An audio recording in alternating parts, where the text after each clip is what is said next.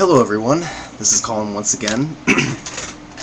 I'm making another rebuttal to Cootycat in response to his video entitled, Is Allah the Name of God, essentially. Something along those lines. Basically, he starts off by he's basically trying to allude to the fact, he doesn't come out and say it. This video is very short. This video of his is only about 2 minutes long.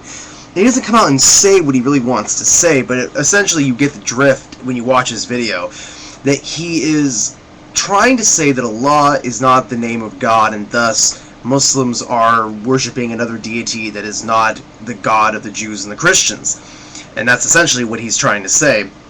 He starts off by trying to pronounce the Shahada, and he says, he's trying to find the root for God. He says, Shahada is pronounced La ilaha illallah Muhammadur Rasulullah. There is no God but God, and Muhammad is the messenger of God. Or the part that you took exception to was La ilaha illallah.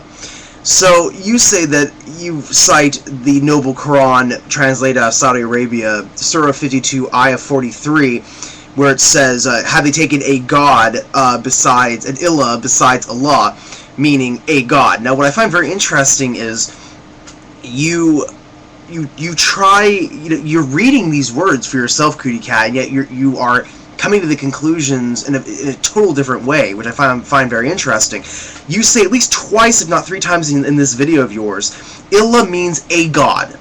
A God. Ilah means a God. And in the New Testament we find this as well, a God, and then also the God, or God, essentially. There are 2 different words to connotate a lesser deity, or maybe a deity of pagan origin, and then there is the God, or God, with a capital G in English, for the supreme deity, the God of the Jews, the Christians, and the Muslims. And you say this at least 3 times in the video, Ilah means a God, and then you say, so Ilah is the word for God. No, that is not what is being said here. You read it for yourself. Ilah means a God. Okay, there is no God, lesser God, lowercase g, than God, capital G, Allah. And I find it interesting that you never actually bother to look into what Allah means. In Arabic, it means the God, or simply God in Arabic. And I find it interesting that in this video of yours, you never finish the rest of the Shahada. You essentially just stop at La ilaha, but you don't ever bother to find out what Allah means in Arabic. I don't know why. And then you say, Allah is a name. It is a name of God. It is the word that is most commonly used for God, but it means, like I said, the God, or simply God in Arabic. You turn to Surah 17, Ayah 110, where it essentially says, call him by any mean, call him Allah, or the most merciful, and call him by any means. Yes, this is to the understanding in Islam is that God has many names.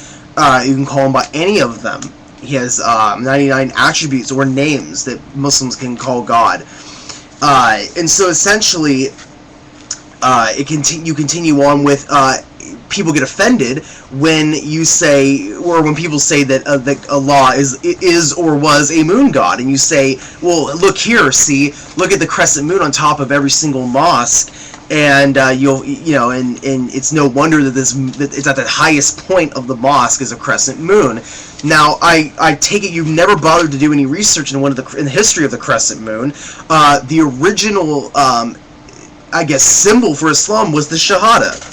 Ironically enough, La ilaha illallah Muhammadur Rasulullah. There is no God but God, and Muhammad is the messenger of God. The crescent moon did not come into effect until, I believe, the Ottoman Empire. I could be wrong on this. If anyone would like to put in the comment section where it first originated. But the point I'm trying to make here, this was many, many years after the early Muslim community was established, the use of the crescent moon in Islamic culture. Now, there are many reasons for the crescent moon to be used, mainly because the moon dictates the lunar cycle of which the Muslims use for a calendar.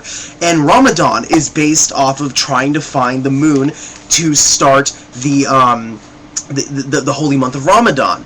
Now, what I find ironic is that many people say that Allah is the moon god, but that they showed ignorance of the Quran. The Quran itself says that do not worship things which God has created, such as the sun, the moon, and the stars. The classic story would be Abraham in the Quran, when he was trying to find out what was God, and he tried to worship the sun, it set, and realized that couldn't be God, and then he went to the moon, he found out that couldn't be God, the stars, because they went away. So the moral of the story is, none of the created things on the earth are God. God transcends all of his created things. Explicitly says that he is not in the moon, yet people still have this, may maintain this ignorance, and they try to use the crescent moon symbol to verify their ignorance. But I find it very ironic, because obviously Cootycat and anybody else who actually watches his videos and thinks that he's speaking the truth is very, very mistaken.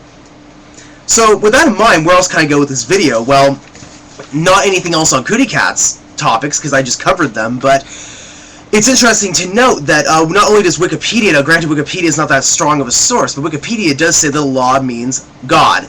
And also you're trying to maintain that Allah is the name of their God, and you're trying to allude to the fact that obviously that must be a different deity. So I suggest you contact every Arab, Jew, and Christian and tell them that they are calling upon a totally different deity than the one you believe in, because in every Arabic Bible it says, in the beginning, Allah created the heavens and the earth. And Allah is used by pretty much anybody in the Middle East who is Arab, large majority there, whether they are Jew, Christian, or Muslim, for Allah.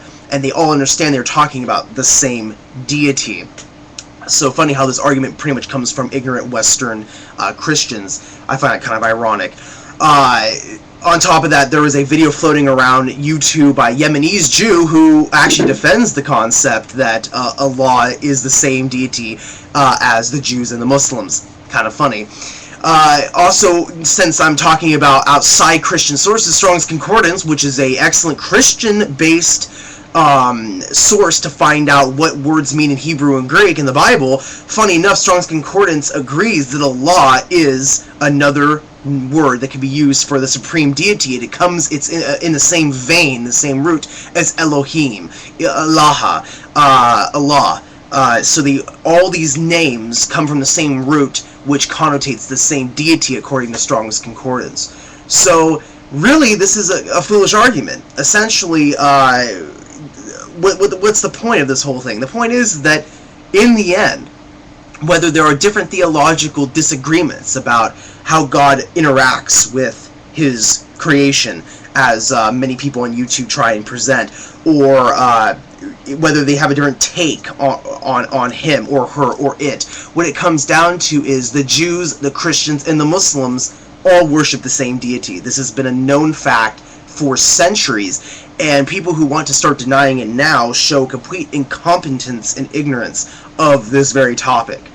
So, if anybody has any questions, if I've erred in any way, by all means, please go ahead. Again, I've been accused of trying to pretend that I know various languages. I am a student, and nothing more. And so, if I have misrepresented Hebrew, Arabic, Greek, at all in this video, by all means, please correct me. I would appreciate it. So thank you very much for watching this video. Peace be with you all.